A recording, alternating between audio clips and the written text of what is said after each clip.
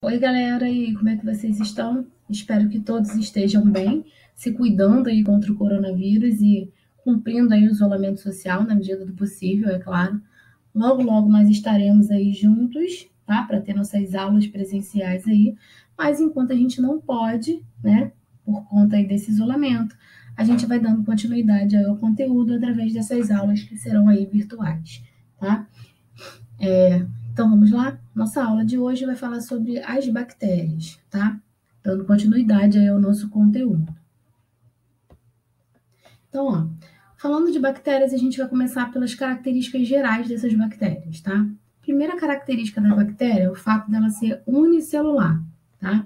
Então, ó, as bactérias são seres unicelulares, tá? Então, lembrando que a gente já estudou isso, todo ser unicelular é aquele que tem uma célula, tá? Então, as bactérias só têm uma única célulazinha e essa célula ainda é uma célula procariótica, ou seja, todas as bactérias são indivíduos procariontes. O que é um indivíduo procarionte? É aquele que não tem a divisão do núcleo, ou seja, o material genético está espalhado aí pelo citoplasma da célula, tá? Então, ela não tem núcleo definido. Enquanto a nutrição, as bactérias podem ser autótrofas, tá? Ou seja, produzir seu próprio alimento, porém, no grupo das bactérias ou no reino das bactérias, as únicas que são capazes de fazer isso são as cianobactérias, tá? Essas bactérias aqui. As cianobactérias, também conhecidas como algas azuis, elas são capazes aí de fazer, então, a fotossíntese, tá? De se reproduzir dessa forma. A maioria das bactérias, que é o que a gente vai falar, ela se nutre de forma heterotrófica, tá? Como que ocorre isso, então? Ela vai necessitar da energia vinda de outro ser vivo. Então, ela não vai produzir seu próprio alimento, ela vai precisar da energia vinda de outro. Então, a maioria das bactérias são heterótrofas, tá? Ou heterotrófas, tanto faz. É a forma de nutrição dela. As bactérias possuem, então, aí um citoplasma, tá? Que é um dos componentes da célula. Dentro desse citoplasma aí, a gente vai encontrar água e sais minerais, além de outras substâncias mais complexas. A bactéria também tem um outro componente celular, que é a membrana plasmática, formada aí de lipídios e proteínas, como todas as células dos demais seres vivos têm, tá? Só que além da membrana plasmática, as bactérias vão apresentar aí um terceiro componente, tá? Que é a parede celular. É uma segunda proteção aí para a célula, tá? A divisão das bactérias, a reprodução das bactérias, perdão, ocorre por divisão binária ou bipartição, ou a gente chama ainda isso de divisão simples, tá? Recebe várias nomenclaturas, mas eu vou explicar mais para frente como seria essa reprodução. E elas podem ter vida livre aí, ou formar colônias, ou ainda ser parasita, ou seja, causar aí, então algum prejuízo, tá? Alguma doença. Essa é a estrutura da bactéria, essa seria uma bactéria. Essa parte mais clarinha aqui, né, mais rosadinha aqui, é o que a gente conhece como membrana plasmática, comum a todas as células dos seres vivos. Então, todos os seres vivos têm essa membrana plasmática, tá? Além da membrana plasmática, a gente tem o citoplasma, que é toda essa parte aqui de dentro, onde a gente vai encontrar tanto o material genético, o DNA, que é essa parte roxinha aqui, tá? Quanto a gente vai encontrar também algumas organelas, que a gente não vai aprender isso agora. O que é importante destacar nas bactérias é que ela, além da membrana plasmática aqui, e além do citoplasma, ela vai ter a parede celular, que é uma estrutura que só aparece nas células vegetais. Então, só as plantas é que vão ter essa parede celular, tá? Além das bactérias. Mas as bactérias, então, apresentam aí essa parede celular. É uma estrutura mais como se fosse uma segunda proteção, tá? Para uma segunda proteção desse material genético aí que está dentro da célula.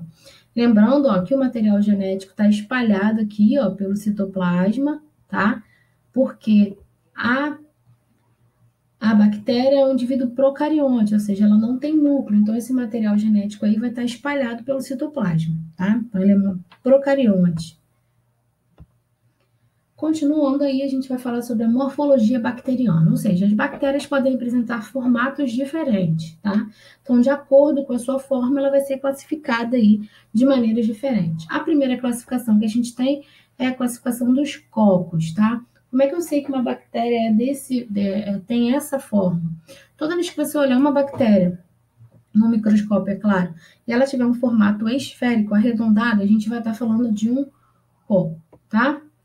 Então, ela vai ser classificada aí dentro do gênero Coccus, que pode ser os cocos podem ser isolados sozinhos ou eles podem se juntar aí formando variedades de cocos, tá? Então, se a gente tiver dois, a gente vai ter o diplococcus. Se a gente tiver como se formasse um cordão com vários cocos, a gente vai ter o streptococcus. Se a gente formar como se fosse um cacho de uva, a gente vai ter o staphylococcus, tá? Que é esse aqui de baixo. A gente ainda tem a tétrade e a gente ainda tem a sarcina, tá? Então, são as formas aí que a bactéria vai ter. Mas o que é importante você perceber é que, na maioria das vezes, na nomenclatura, vai aparecer o coccus aqui assim, ó, tá? Então, por exemplo, de streptococcus. Se aparecer streptococcus terminando em coccus, eu já sei que o formato dela é um formato esférico. Já a segunda forma, que é a forma de bacilos, ela vai lembrar como se fosse um bastãozinho, tá? Então, ela lembra como se fosse um bastão, que pode ser único, vida livre, sozinha, ou pode formar também colônias, como ocorre aqui nos streptobacilos, tá? Geralmente, quando a gente vê a nomenclatura, o bacilos também aparece. Apareceu bacilos, você já sabe que o formato dela é em forma de bastão, tá? Apesar da salmonela aqui, ó, que é um bacilo flagelado ainda, que tem flagelos, ó, as estruturas, mas ela não tem, apresenta o nome aí, tá? Mas é assim. E as outras formas da bactéria são as formas de vibrião, que a gente diz que parece como se fosse uma vírgula, tá? E ainda tem a forma de espirilo, como se parece como se fosse um espiral, tá? Essas são as formas aí, então, bacterianas. Esféricas, forma de bastão, em forma de vírgula ou em forma de espiral. São as comuns aí. Agora a reprodução, tá? Lembrando que a reprodução das bactérias, a maioria delas faz a reprodução assexuada, tá? Essa reprodução assexuada é chamada de bipartição. Eu posso chamar ainda também de divisão binária ou ainda de divisão simples, tá? Para a gente entender o que vai acontecer aqui, ó. A gente tem uma bactéria, tá? Tá aqui a bactéria primeira. Ela tem no seu interior aí da célula o DNA, tá? O material genético que está espalhado aí no citoplasma da célula. Quando ela está no período de reprodução, o que essa bactéria vai fazer? Ela vai duplicar esse material genético, ou seja, ela aumenta a quantidade de material genético que ela tinha, então ela aumenta aqui, ó, a quantidade de material genético. Quando ela faz, então, essa duplicação de material genético, ela divide esse material genético em duas partes. Então, ó, tem um material genético aqui, eu tenho outro material genético aqui. Então, ela divide em duas partes esse material genético. Quando ela termina essa divisão, ela forma, então, aí duas novas bactérias, tá? Então, nessa reprodução assexuada, a gente diz que uma bactéria dá origem a duas novas bactérias, porém, essas bactérias são completamente idênticas, tá? Por quê? Como eu falei que a reprodução é uma reprodução assexuada, então não ocorre troca de material genético. Se não tem troca de material genético, todos os indivíduos gerados durante esse processo de reprodução serão sempre idênticos, serão sempre iguais, ou seja, as bactérias geradas por essa aqui têm sempre as mesmas características, tá? Essa é a reprodução, então, das bactérias. Continuando aqui, a importância das bactérias. As bactérias são muito importantes, tá, na natureza, elas participam de uma coisa principal, que é o ciclo do nitrogênio, que é extremamente importante, que eu vou explicar mais para frente. Aí no próximo slide eu explico esse ciclo, para a gente entender, tá? Mas o nitrogênio é muito importante para a formação das nossas proteínas. Eu vou explicar mais para frente aí, então, esse ciclo do nitrogênio. As bactérias, elas também são usadas aí na produção de alimentos, tá? Então, ó, ela participa da produção de iogurte, ela participa da produção de queijo, ela participa da produção de coalhada, tá? Ainda a gente utiliza aí para esse tipo de produção os lactobacilos, ó, lembra? Bacilos significa então que tem a forma de bastão, a bactéria em forma de bastão. E ela ainda é utilizada aí para produzir o glutamato, que é utilizado nos temperos, e o vinagre, tá? Que a gente usa lá para temperar a salada. Na indústria farmacêutica, elas vão produzir aí os antibióticos, tá? E algumas vitaminas, tá? Esse antibiótico ele é utilizado exclusivamente para tratar doenças que são bacterianas, então infecções bacterianas são tratadas com antibiótico, tá? E esses antibióticos são produzidos a partir das próprias bactérias, tá? Então, as bactérias enfraquecidas no seu organismo, né? As bactérias enfraquecidas são utilizadas para produzir os antibióticos para tratar a própria infecção bacteriana. E ainda na engenharia genética, tá? Essas bactérias podem ser modificadas aí através da engenharia genética e produzir aí, ó, o hormônio do crescimento, tá? E além do hormônio do crescimento, ela também pode ajudar na produção da insulina. Então, essas são aí as importâncias da bactéria, tá? Falando agora do ciclo do nitrogênio, eu falei que era extremamente importante, eu ia explicar por quê. O que acontece aí? O nitrogênio é uma substância que é um gás que está em maior quantidade na atmosfera, tá? É o gás que tem maior quantidade. Só que a gente não consegue absorver diretamente do ar atmosférico esse nitrogênio. Mas a gente precisa muito do nitrogênio para o nitrogênio participar da formação das nossas proteínas. Então, todas as proteínas no nosso organismo são produzidas com a ajuda desse nitrogênio. Então, se eu não consigo capturar esse nitrogênio direto do ar atmosférico, como é que esse nitrogênio vem fazer parte, então, da constituição das minhas proteínas? E aí que entra a importância da bactéria, tá? Então, as bactérias que estão representadas aqui, ó, por essas bolinhas vermelhinhas aqui, elas se fixam nas raízes de algumas plantas, principalmente das plantas leguminosas, tá?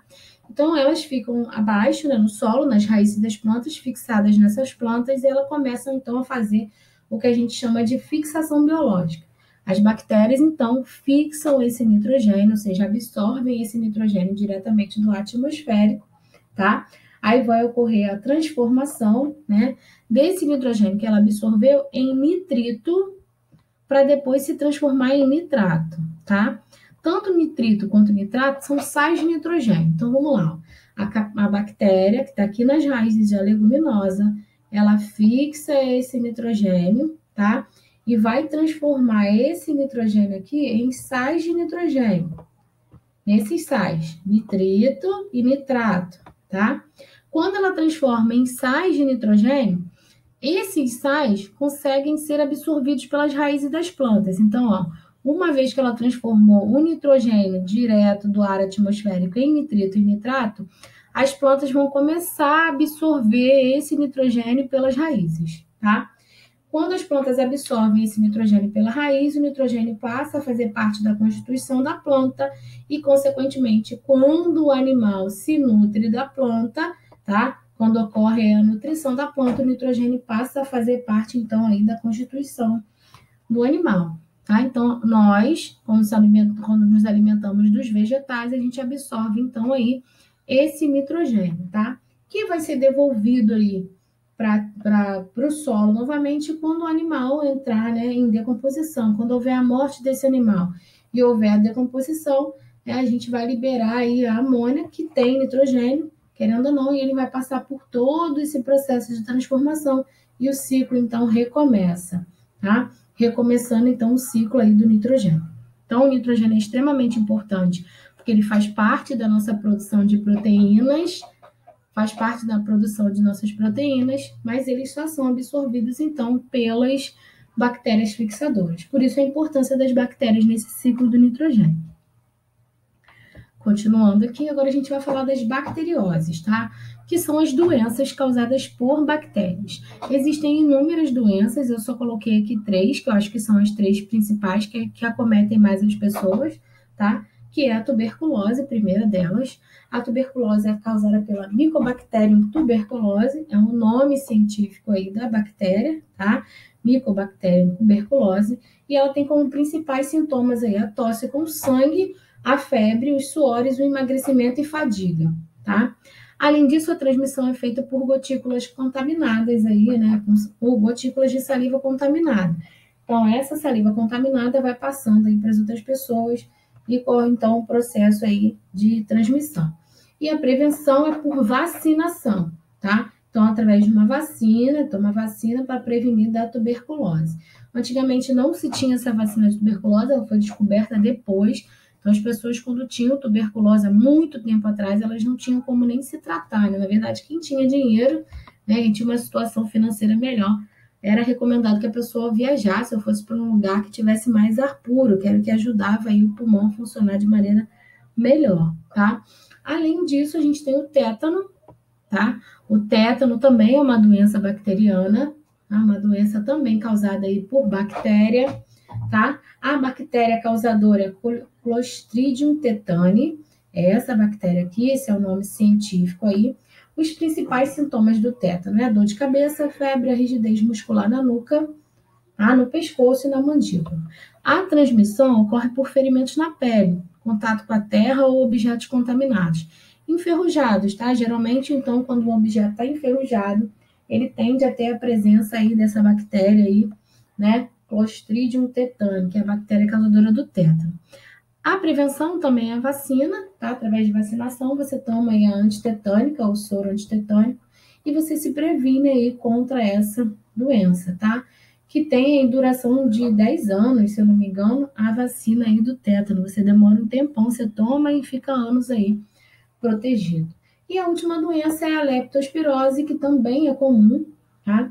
Essa bactéria causadora é a Leptospira sp. Esse SP aqui significa que dentro desse gênero aqui eu tenho inúmeras espécies de bactérias desse jeito. Então, não é causadora por uma única espécie de bactéria, sim por outras espécies de bactérias dentro do gênero Leptospira, tá?